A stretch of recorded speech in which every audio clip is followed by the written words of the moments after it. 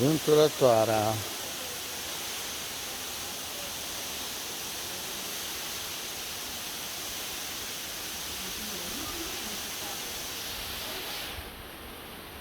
Nu știu dacă o să iasă ceva în poză. În filmare, da.